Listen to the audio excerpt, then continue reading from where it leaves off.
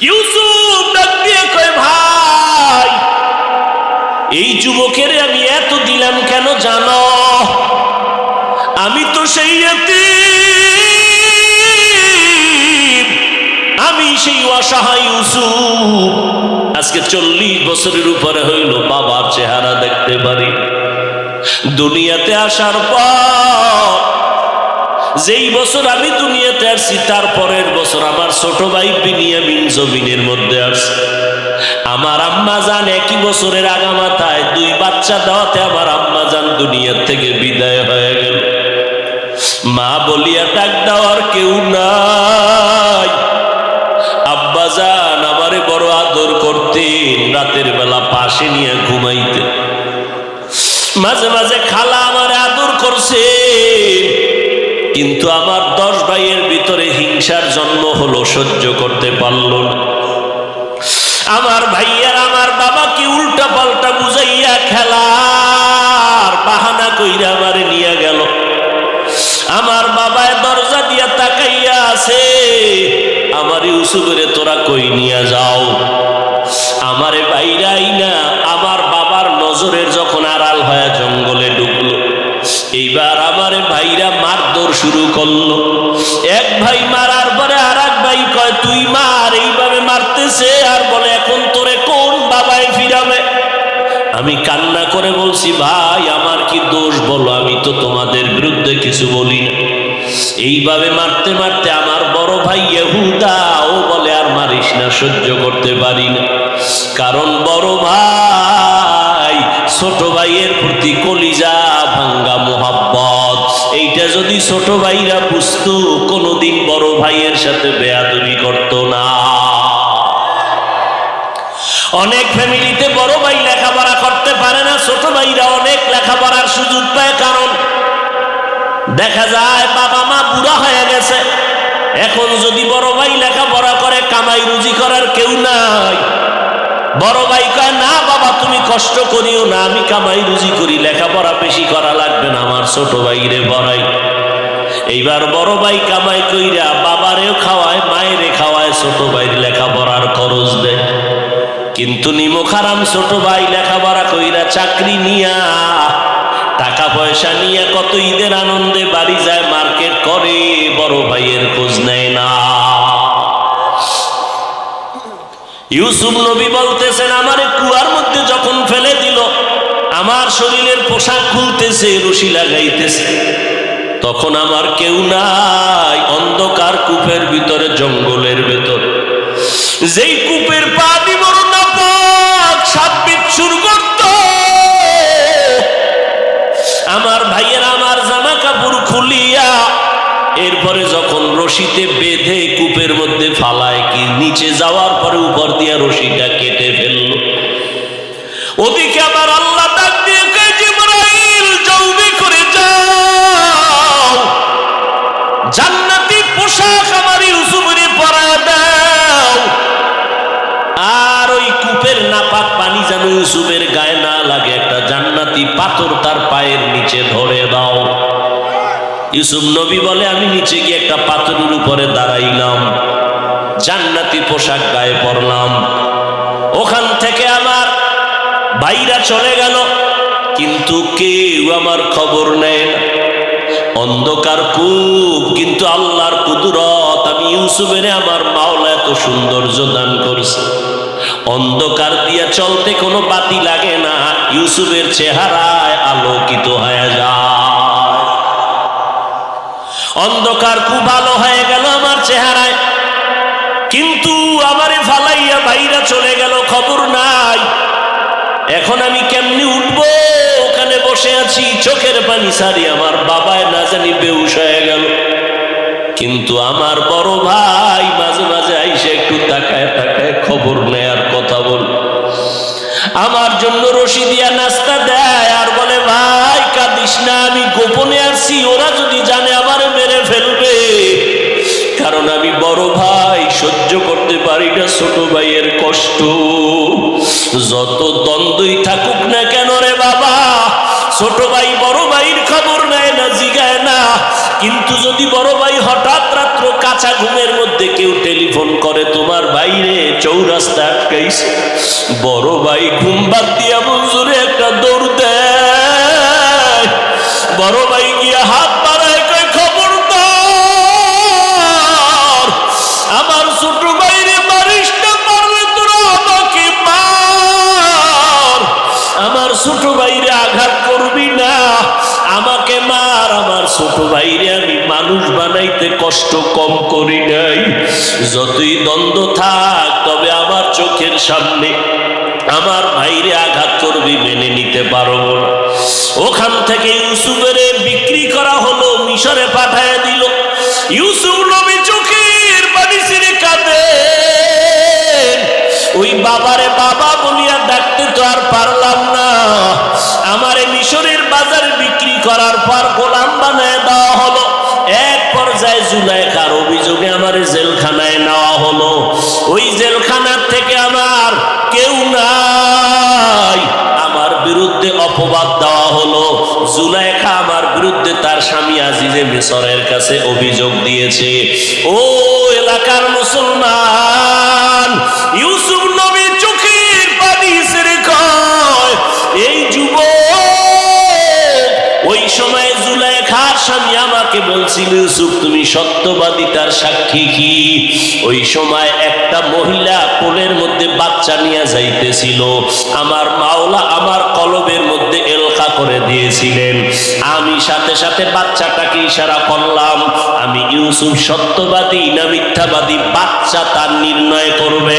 ওই বাচ্চা মায়ের কোলে থাকার পর বাচ্চা নির্ণয় করে দিল, একটা স্কেল দিয়ে দিল। বাচ্চা ডাইরেক্ট বলে না ইউসুফ ভালো, মহিলা জুলাইখা খারাপ। এইটা ডাইরেক্ট বললে বাচ্চা সন্দেহ করতে পারে। ওই বাচ্চাটা একটা স্কেল দিয়ে দিল, ইউসুফ নবীর গায়ের জামা এই স্কেলটা দিয়া মাপ দাও। পেছনে যদি জামাটা ছেঁড়া থাকে তো মনে করবা জুলাইখা দোষী।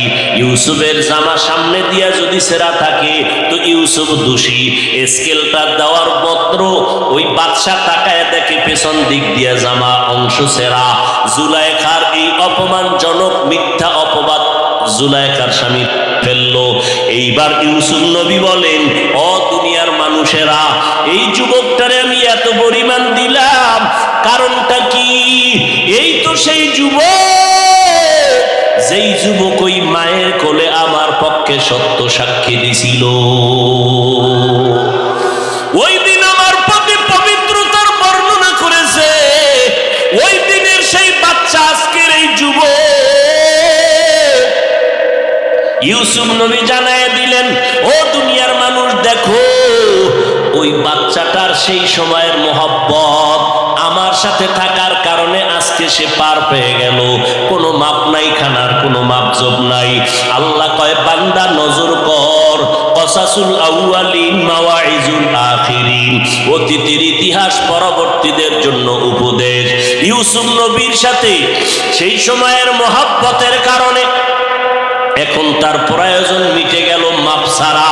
ও দুনিয়ার মানুষ, দুনিয়াতে থাকিয়া মাকে দাও, বাবাকে দাও, মায়া মোহাব্বত স্ত্রী পরিবারের দাও, কিন্তু আসল মোহাব্বত আমি মাওলার মধ্যে যদি সীমাবদ্ধ রাখতে পারো, ইউসুফের মোহাব্বতে যদি সময় মতো মাপ ছাড়া খানা পায়, আমি মাওলার অন্তরে তো মায়া 99 গুণ বেশি। ও বান্দা, তুমি দুনিয়াতে থাকিয়া যদি আমার মোহাব্বত নিয়ে কবরের মৌতের বিছানায় শুয়ে যাইতে পারো, আমি আল্লাহ তোমার কবর জান্নাত বানায় দিব। হাসরের ময়দানে আমি আল্লাহ তোমাকে বিনা হিসাবে জান্নাতে পাঠায় দিব। এরে নবীর উম্মতের দল, অহংকারী অন্তর থেকে ছেড়ে দাও। হযরত আলী বলেন, এলেম পাইয়া খুশি, টাকা পেয়ে খুশি না। তার কারণ এলেমওয়ালা টাকাওয়ালার টাকা আজ আছে কাল থাকবে না, এলেমওয়ালার এলেম বিদায় হবে না। 2 নাম্বার কারণ, টাকাওয়ালার যত টাকা বাড়ে তত দুশ্মন বাড়ে, এলেমওয়ালার যত এলেম বাড়ে তত বন্ধু বাড়ে। কথা ঠিক নি? টাকাওয়ালার যত টাকা বাড়ে দুশ্মন বাড়ে, এলেমওয়ালার যত এলেম বাড়ে বন্ধু বাড়ে। ঠিক 3 নাম্বার বয়স বাড়ে তত সকলের ঘৃণা বেড়ে যায়, আর এলেমওয়ালার যত বয়স বাড়ে সবার মোহাব্বত বাড়ে। টাকাওয়ালা বুড়া হয়ে গেছে, স্ত্রী কয় মরে না কেন, সন্তানেরা কয় মরে যাওয়া ভালো। আর এলেমওয়ালা যত বুড়া হয়ে যায়, বড় বড় আলেমরা লাইনে দাঁড়ায়, হুজুরের একটু জুতা যদি হাতে নিতে পারতাম বরকত হতো। এটা এলেমের বরকত। এই মজলিসটাও তো সে এলেমের মজলিস, এই জন্য এত দাম। খানা নাই, ঘুম নাই, এরপর মানুষ ঠান্ডার ভিতরে দুর্বল বিছানায় বসে আছে, একমাত্র এলেমের মোহাব্বত আর বরকত। আল্লাহ কষ্টকে নাজাতের জরিয়া বানায় দেন, হেদায়েতের জরিয়া বানায় দেন।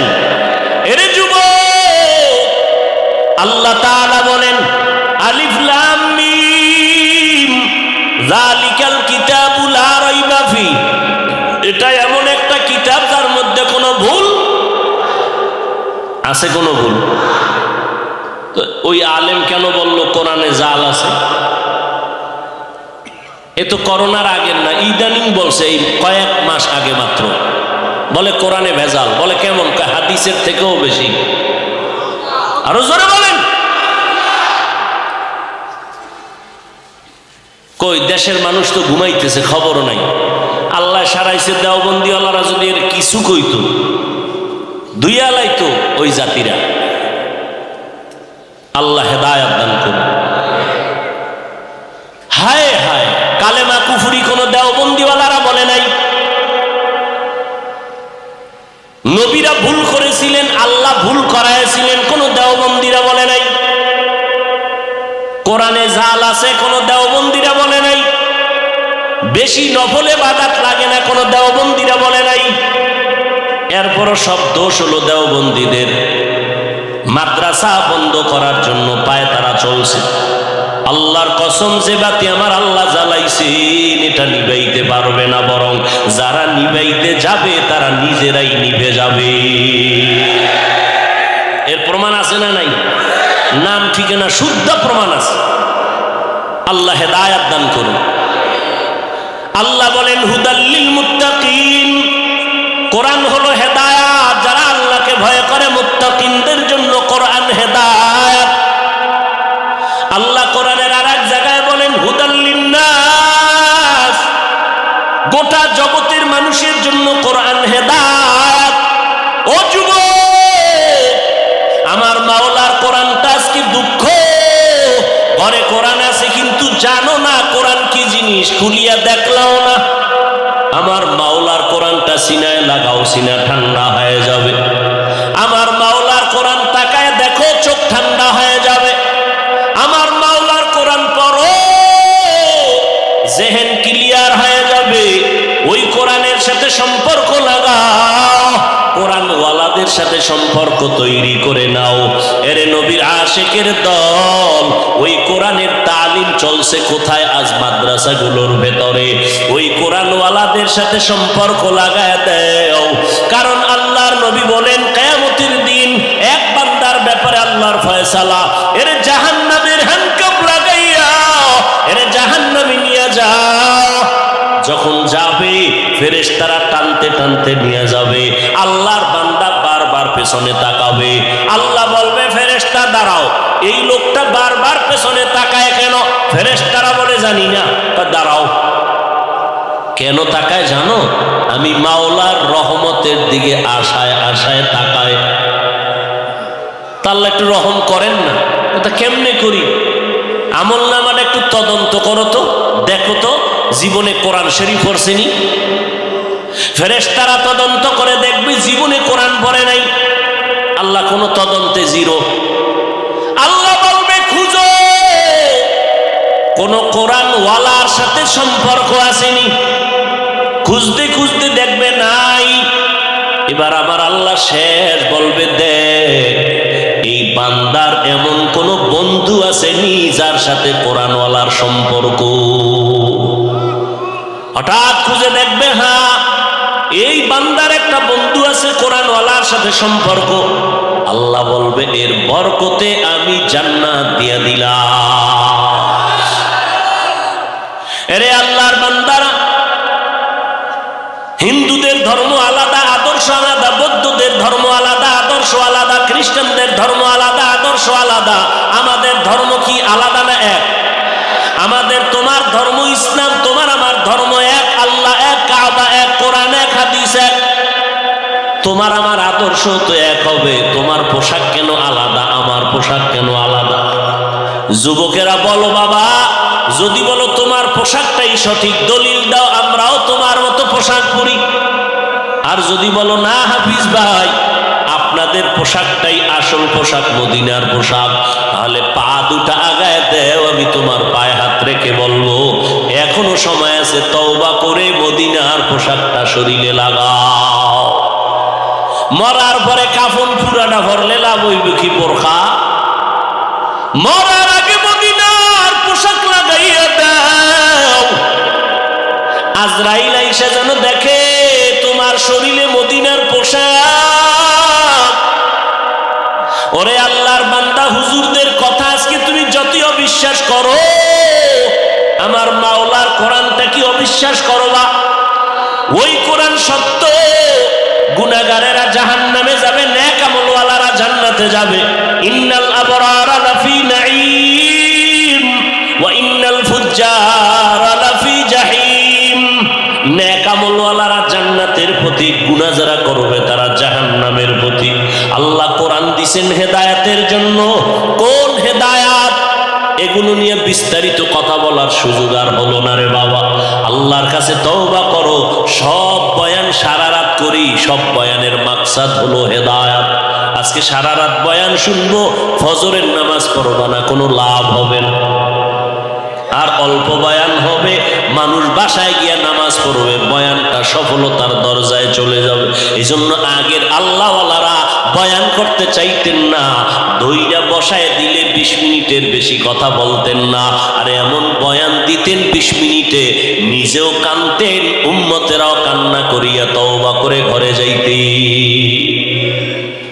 আর এখন বয়ানে কান্না নাই, কান্নার বয়ানেই নাই, বরং কালা চশমার হুজুরে কান্নার বিরুদ্ধে বয়ান করে। আছে না নাই? কত বড় দুঃখ যে একজন আলেম হইয়া কান্নার বিরুদ্ধে জাতির সামনে বয়ান করে। এর থেকে কপাল খারাপ আর কিছুই হতে পারে না। অথচ আমার নবী কান্না করলেন, আবু বকর কাঁদলেন, ওমর কাঁদলেন, জান্নাতের টিকিট হাতের মধ্যে পাইছেন। এরপর হযরতে ওমরে ফারুক রাদিয়াল্লাহু তাআলা আনহু জীবনভর কান্না করলেন। ঈদের দিন সবাই ঈদের নামাজ পড়ে আনন্দ করে বাড়ি বাড়ি যায়, ওমর দরজা লাগায় কান্না করে। আবু হুরায়রা রাদিয়াল্লাহু আনহু বলেন, ভাই ওমর খলিফাতুল মুসলিমিন, আপনি ঈদের দিন আনন্দ বাদ দিয়ে কেন কান্না করেন? ওমরে ফারুক বলে, ভাই আবু হুরায়রা, কান্না কেন করি? আনন্দ তো ওই ব্যক্তি করবে যার কোনো চিন্তা পেরেশানি নাই। আবু হুরায়রা রাদিয়াল্লাহু আনহু বলেন, আপনার কিসের পেরেশানি? কয়, একটা মাস রোজা গেল, কবুল হলো কিনা চিন্তা, তারাবি পড়লাম, কবুল হলো কিনা চিন্তা, তেলাওয়াত করলাম, কবুল হলো কিনা পেরেশানি, জাহান্নাম থেকে নাজাত পেলাম কিনা চিন্তা। আবু হুরায়রা বলেন, খলিফাতুল মুসলিমিন, আল্লাহ তো আপনাদের 10 জনকে জান্নাতের টিকিট দান করেছেন, আবার এত চিন্তা কেন? ওমর ফারুক কান্না করে বলে, ভাই, যেই আল্লাহ জান্নাতের টিকিট দান করেছেন, ওই আল্লাহ যদি আমার কোনো কাজে বেজার হয়, ওই টিকিট আবার ক্যান্সেল হয়ে যেতে পারে। হযরত ওমর কান্না করেন আর বলেন, আমার আল্লাহ যদি ঘোষণা দিয়ে দেয় কিয়ামতের ময়দানে সব মানুষগুলো জাহান্নামে যাবে, একটা মানুষ জান্নাতে যাবে, আমি ওমর আশা করতেছি সেই জান্নাতি মানুষ আমি ওমর হতে পারি।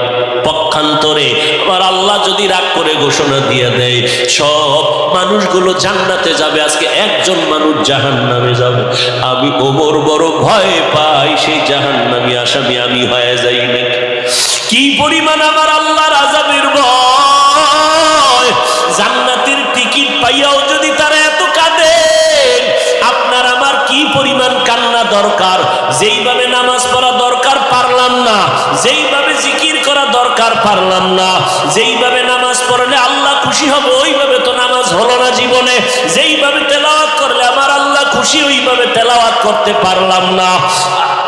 আল্লাহ এলেম দান করেছেন, এলেমের হক যেইভাবে আদায় করা দরকার পারলাম না। সন্তানের হক আদায় আমি ব্যর্থ, স্ত্রীর হক আদায় আমি ব্যর্থ, ভাইয়ের হক আদায় ব্যর্থ, আজকে ইবাদতের হক আদায় আমি ব্যর্থ। এই ব্যর্থ অবস্থায় আমি যদি আল্লাহর হাজিরা দিতে আল্লাহর দরবারে রওনা দেই, আল্লাহ বলবে ব্যর্থ জীবন নিয়ে তুমি জাহান্নামে চলে যাও, জান্নাতের ময়দানে তোমার কোনো জায়গা নাই। এই জন্য এমন একজন আল্লাহওয়ালা পাবেন না যে সারা জীবন কান্না করে নাই। এত আমলের পরও কেন কাঁদছেন? আমার আল্লাহর আযাবের ভয়। আপনার আমার কি পরিমাণ কান্না উচিত, অথচ কপাল খারাপ, নিজেও কাঁদি না, কেউ যদি কান্না করে তাও পছন্দ করি না।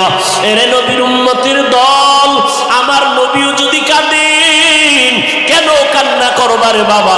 দুনিয়ার ঘরে আগুন লাগলে পানি ছাড়া যেমন ঠান্ডা করা যায় না, গুনার কারণে জাহান্নামের আগুন, মদিনার নবী বলেন চোখের পানি ছাড়া জাহান্নামের আগুন ঠান্ডা হবে না।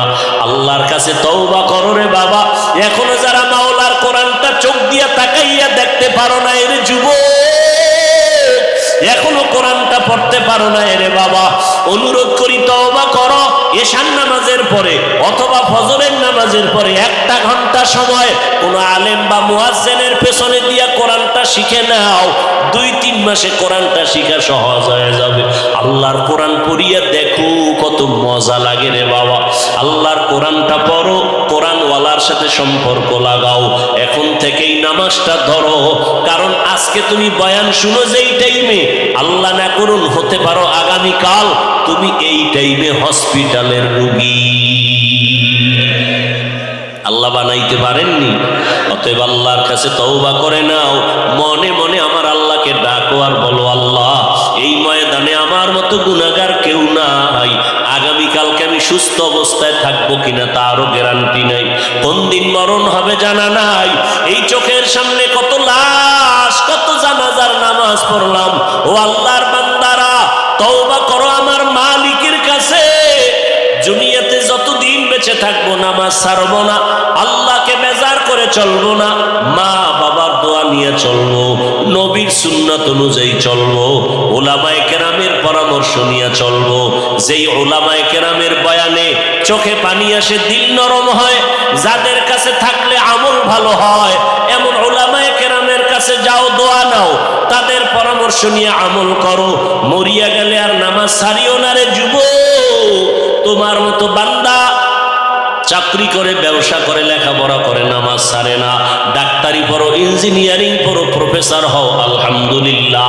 তবে 5 বেলার নামাজ পড়ো, নবীর তরিকা মেনে চলো, হালাল ভাবে জীবন উপার্জন করো, রুজি উপার্জন করো, ওলামায়ে কেরামের দোয়া নিয়ে, মা বাবার দোয়া নিয়ে চলো। দেশ ও জাতির বিরুদ্ধে ষড়যন্ত্রের কাজে লাগিও না রে বাবা। সবার কপালে তওবা নসিব হবে না। 13টা বছর আমার নবীকে দেখলো, বয়ান শুনলো, এরপরও নসিবে কালেমা জুটলো না। সে আবু জাহালের। এই জমিনে কিছু শক্ত অন্তরওয়ালা থাকবে, কোন বয়ানে তাদের দিলটা নরম হবে না। ও আল্লাহর বান্দারা, তবে 2-1 যদি আল্লাহর গোলাম দিল নরম করে তওবা করে আমার আল্লাহকে ডাক দেয়, হে মালিক গুনাহ করে ফেলছি, আমার গুনার খবর আমার মা বাবা ভাই বোন জানলে কেউ আমারে জায়গা দিত না। ও আল্লাহ, আপনি জানার পরে রাগ করিয়া পানি খানা বন্ধ করেন নাই। আজকে তওবা করে নিলাম, আর গুনাহ করব না, নামাজ ছাড়ব না।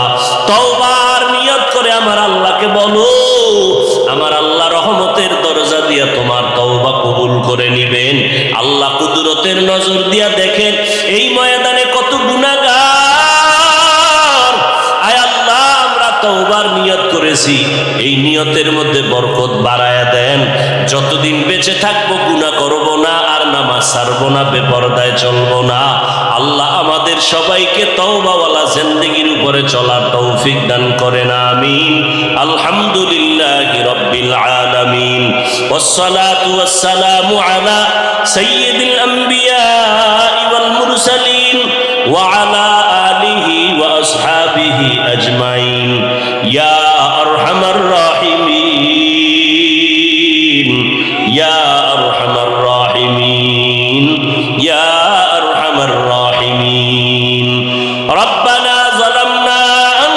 أنفسنا وإن لم تغفر لنا وترحمنا لنكونن من الخاسرين رب ارحمهما كما ربياني صغيرا اللهم إنا نعوذ بك من البرص والجنون والجذام وسيء الأسقام اللهم إنا نسألك رضاك والجنة ونعوذ بك من سخطك والنار اللهم إنك عفو كريم تحب العفو فاعف عني ও দয়ার মালিক